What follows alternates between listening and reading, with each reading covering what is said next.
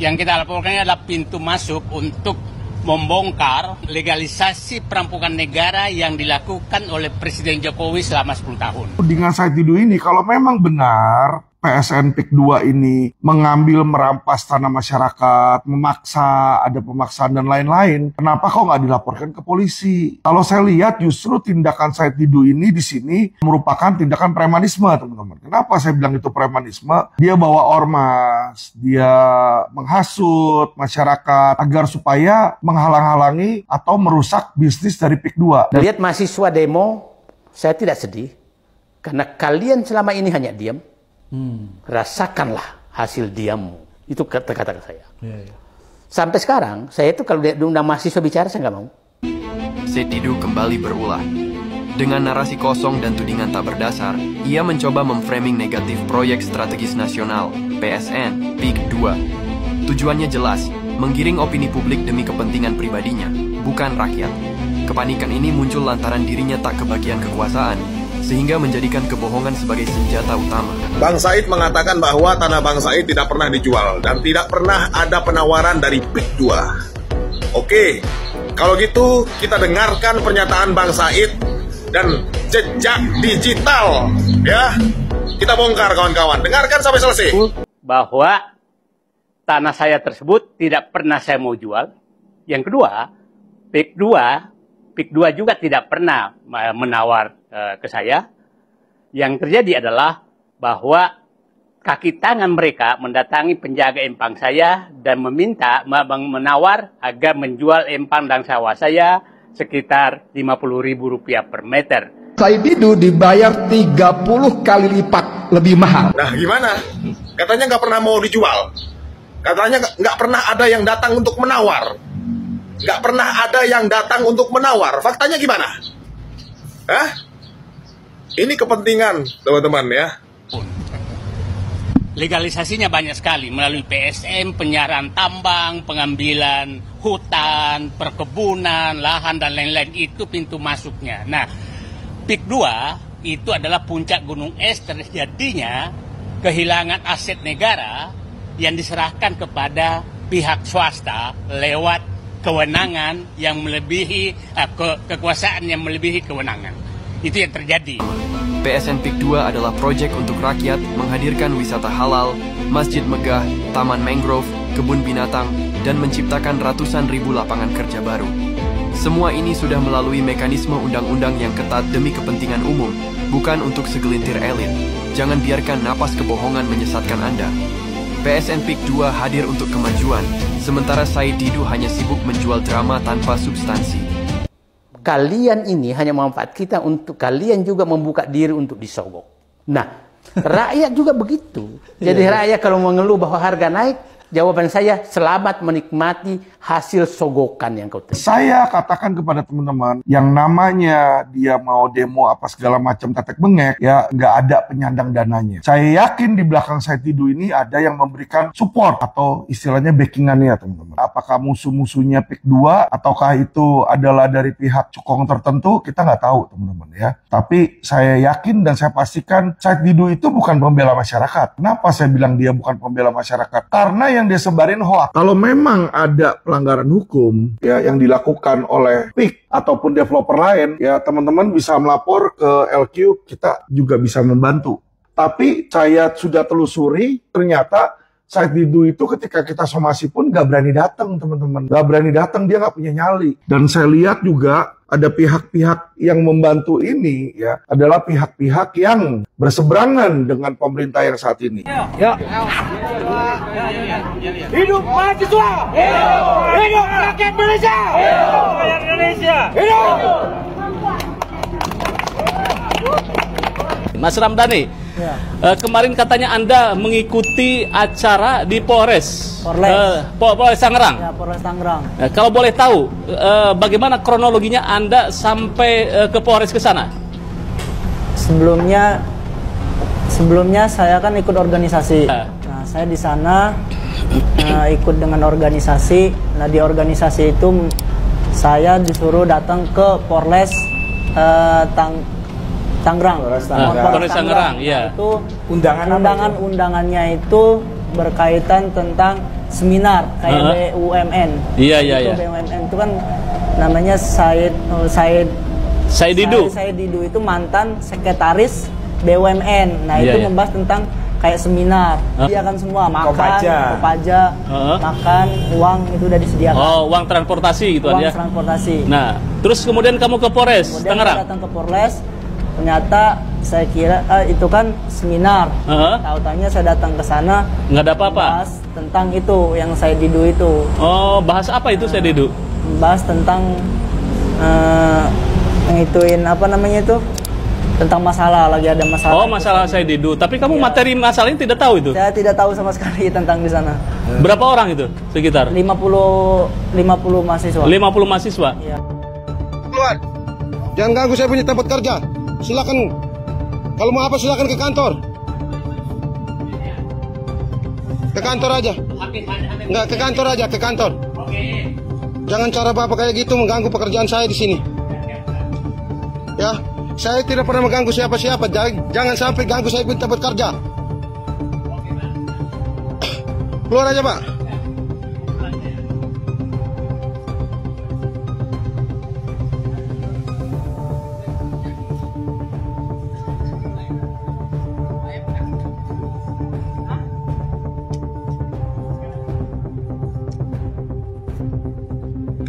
Saya itu tidak pernah ganggu orang. Jadi tolong jangan ganggu saya punya tempat kerja. Kalau ada urusan dengan di kantor, silakan ke kantor. Kantor kami terbuka 24 jam. Dengan cara seperti ini.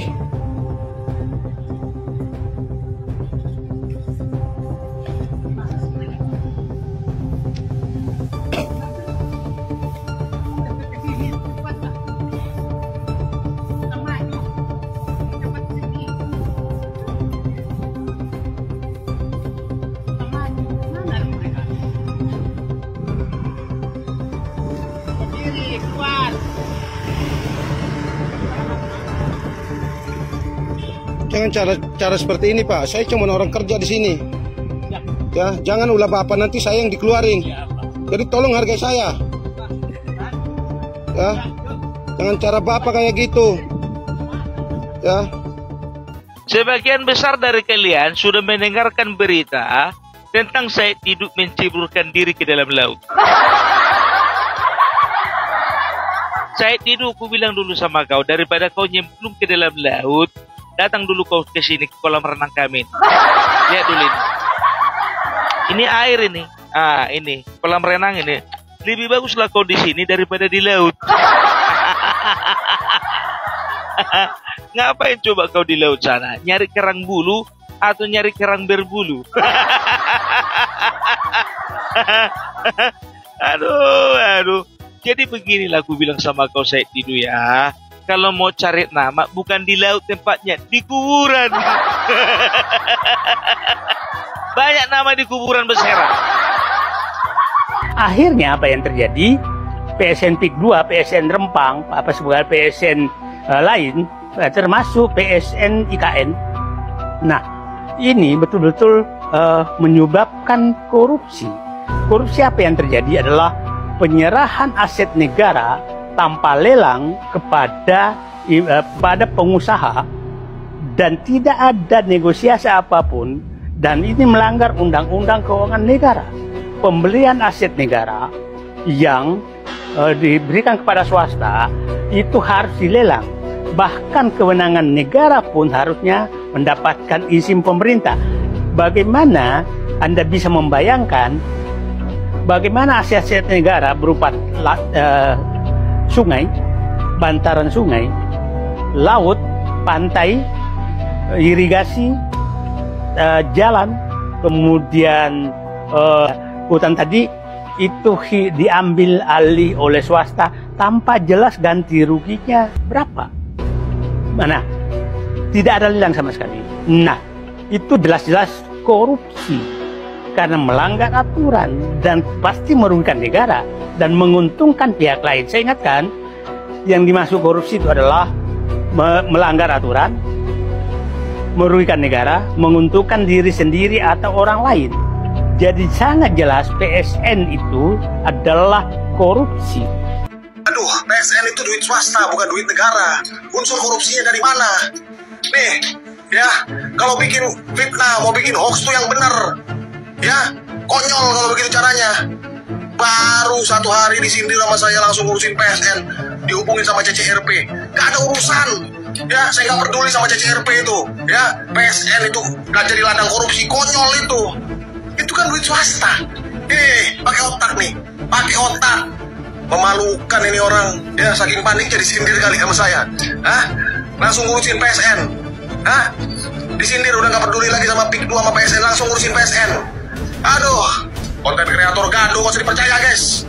Gak usah percaya sama konten kreator gaduh. Iya. Udah di titik itu saya, Pak. Iya. Di titik bahwa ya memang rakyat ini problemnya dia disogok. Disogok dari hasil perampokan negara. Siklus yang terjadi adalah mengangkat pejabat. Ada oligarki merampok negara. Dibagi ke pejabat. Pejabat ini menjogok rakyat untuk terpilih. Itu siklus itu terjadi. Artinya merampok. Nah, sampai di Polres itu apa yang kamu lakukan?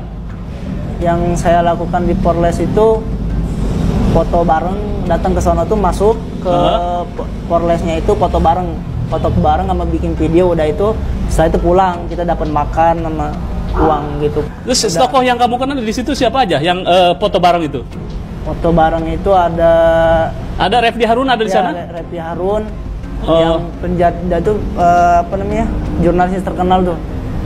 Siapa itu? Banyak jurnalis terkenal itu. Edi Mulyadi. Edi Mulyadi ada, kamu lihat? Ada, Edi Mulyadi ada di sana. Ketemu dengan Said Didu di sana? Nggak ketemu. Tidak tahu? Tidak tahu. Ketika pulang Said Didu juga tidak tahu? Tidak tahu. Nah, jadi tidak tahu apakah ada Said Didu di Polres atau tidak, kamu tidak tahu? Tidak tahu. Negara ini betul-betul sudah dikuasai oligarki. Oligarki sudah membeli partai politik.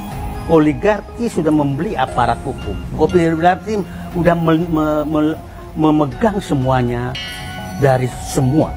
Bahkan oligarki yang menentukan siapa yang bisa jadi presiden. Kenapa? Ini nggak boleh parkir di sini. Pindah aja. Pindah aja. Ya. Nggak apa-apa. Liput saya. Saya demen kalau masuk TV saya demen. Nggak apa-apa. Liput saya. Iya, kalau nggak ngeliput juga nggak apa-apa. Pergi dari sini ya. Udah pergi dari sini. Udah, nggak boleh. Intinya nggak boleh. Intinya nggak boleh sini. Udah gitu. Saya di sini. Udah gitu. Intinya nggak boleh sini. Jangan bikin kru desa Tanjung Burung aja. Ya, saya udah nyaman, udah tenang saya. Itu. Udah, intinya nggak boleh. Ya. Udah. Ayo. Jadi berhentilah kalian berbohong, membohongi, menjual. Para pendukung penggusur rakyat ini, dosa kalian sangat besar. Rakyat sejak dulu tinggal di sini, kalian usir seperti ini. Lihat anak ini kalian mau bawa kemana? Hidup seperti apa mereka nanti ini? Teman-teman, saya sedang berada di Desa Pagedangan Hilir, Kecamatan Kronjo. Ya, di sana jauh sana adalah kawasan PSN.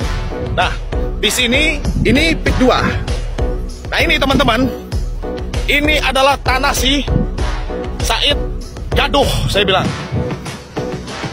Ada kepentingan oportunisme beliau, ya. Mengaku-ngaku membela-bela rakyat, teman-teman. Padahal dia ingin menjual mahal tanahnya ini, kawan-kawan. Bayangkan. Rakyat aja nggak ada di sini. Mana nggak ada kehidupan? Ya, mana rakyat? Jadi dia membela siapa, kawan-kawan? Jadi kita jangan mudah terprovokasi, kawan-kawan. Dan saya sampaikan bahwa Said Didu adalah bukan bagian dari orang yang kritis. Bukan bagian dari orang yang oposisi. Ada kepentingannya di situ, teman-teman. Dan kita akan bongkar semua itu. Ya, kita akan bongkar semua statement-statement dia yang ngedabrus. Ya, hati-hati. Ya, saya akan observasi, teman-teman. Ya, kita akan membongkar kebohongan si Said Gaduh, teman-teman. Ini bahaya, toksik ini. Itu aja, teman-teman. Kita bongkar. Dan tadi saya meminta kepada KPK sederhana melihat berapa jalan, berapa sungai, berapa pantai, berapa irigasi yang sudah diambil alih oleh PIK 2 apakah ada ganti ruginya ke negara atau hilang begitu saja. Karena sudah berapa kecamatan habis. Jadi itu sederhana, cek di Google Earth apakah PIK 2 yang ada sekarang itu tidak mengambil laut. Siapa tahu sebenarnya sudah ngambil laut, yang kita persoalkan ini yang rencana diambil. Itu harus diperiksa semua. Kalau memang terjadi, maka itu harus kembalikan negara, dan siapa yang mengambil secara tidak sah, semua yang terlibat itu harus kena sanksi hukum, termasuk yang memberikan izin.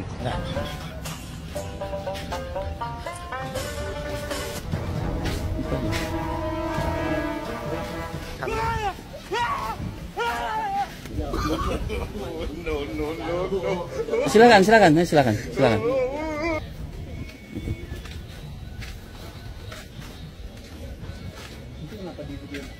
Emang kenapa nggak boleh? Abang juga nggak apa-apa videoin saya. Abang videoin saya nggak apa-apa. Videoin saya, abang nggak apa-apa videoin saya. Iya, kalau abang mau videoin saya, videoin saya. Itu. Nggak apa-apa, videoin saya situ. Itu. Nggak apa-apa, situ videoin saya nggak apa-apa. Ayo silakan dah.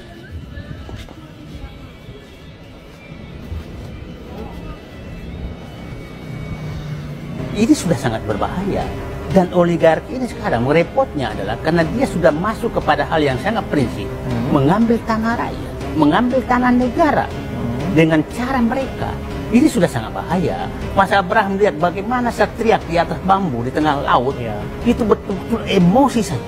Ini teman-teman, saya berada di Tanjung Pasir, tempat yang dikatakan oleh Said Gaduh bahwa tanah rakyat digusur, dirampas, tidak dimanusiakan. Kalau gitu kita cek warganya sendiri. Saya mau bicara sama warga langsung di sini, langsung sama Bapak lah ya.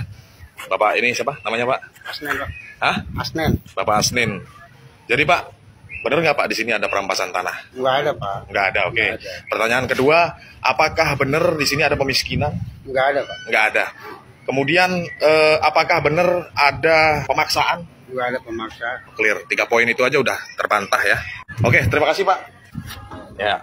Ya, Siap. di Tanjung Pasir nih, kalau mau kesini sini, ya. Saya kepala kadus. Kepala kadusnya nih, Pak Asnan. Asnen. Siap. Halo Pak, Bu, selamat siang. Siang Pak. Bapak siapa? Yani. Pak, yang misalnya tuduhan terkait dengan perampasan, kemudian tidak ada ganti rugi, kemudian Kalau bicara perampasan, masyarakat hak tanahnya nggak ada yang dirampas. Tidak ada ya, clear ya. Tapi ganti rugi relokasi ini sepadan nggak dengan rumah yang sebelumnya? Sepadan ya, clear ya. Ya, yang jelas sepadan lah biaya bangunan. Ya, kan tanah dikasih nih. Tanah dikasih? Tanah diganti, tanah kita 200, pulang 200. Oh, oke. Bangunannya aja yang dibayar. Dan itu pun ada kategori, ada permanen, sekian X rupiah, semi permanen, sekian X rupiah. Ini saya padanya nih, nggak direkayasa. Teknis ya. Tapi tuduhan-tuduhan di luar itu sepertinya agak terlalu kasar itu aja sih Pak ya. Saya selama ini maksud saya tidak konkret, tidak detail, ya terkesan agak sedikit drama lah. Jadi seperti itulah kesaksian dari warga Tanjung Pasir, dan itu mereka bicara apa adanya. Ya, gerombolan Gaduh hanya bicara fitnah dan hoax. Kita bongkar. Nah, kita harus ingat bahwa saya berpendapat bahwa terjadi rekayasa besar di Pantai Indah Kapuk. 2016 Ahok menyatakan tidak mungkin Jokowi jadi presiden kalau bukan pengembang. 2016 Ketua Abdesi yang menyatakan, dan Abdesi ini adalah kepala desa yang di PIK 2, menyatakan mendukung Jokowi 3 periode. Di akhir masa jabatan Jokowi menerbitkan PSN PIK 2. Jadi sangat susah dibantah bahwa pusat kekuasaan pengendali Jokowi adalah PIK 2. Itu saya pikir kesimpulan yang gampang sekali. Itu saya pikir jadi di KPK, kita berharap KPK udahlah masuk yang jalan sederhana saja, periksa aset negara yang sudah diambil. Jadi confirm yang dilaporkan adalah aguan Jokowi atau ada nama lain? Kasus itu kita laporkan siapapun yang terlibat, mulai kepala desa sampai kepada presiden, ya harus diperiksa semua.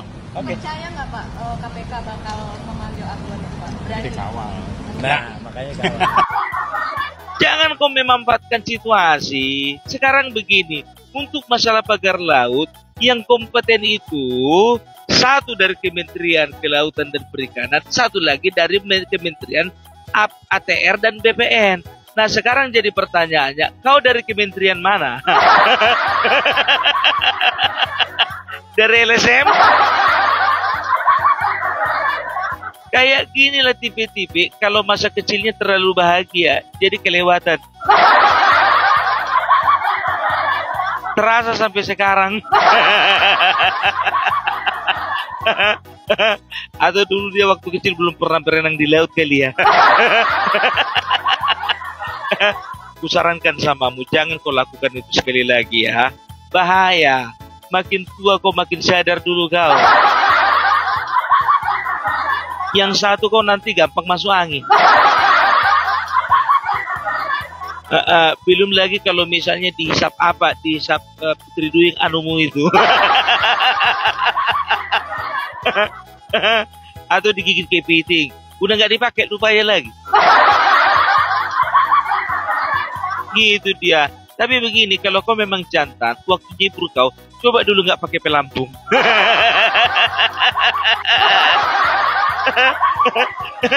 Baru paten. Jadi bagi kawan-kawanku, jangan pernah dengarkan. Sekali lagi, jangan pernah dengarkan yang namanya Syed Didu, tukang gaduh itu. Ya, terbongkarnya pagar laut bukan masalah perjuangan Syed Didu. Nggak ada perjuangan Syed Didu itu. Oke?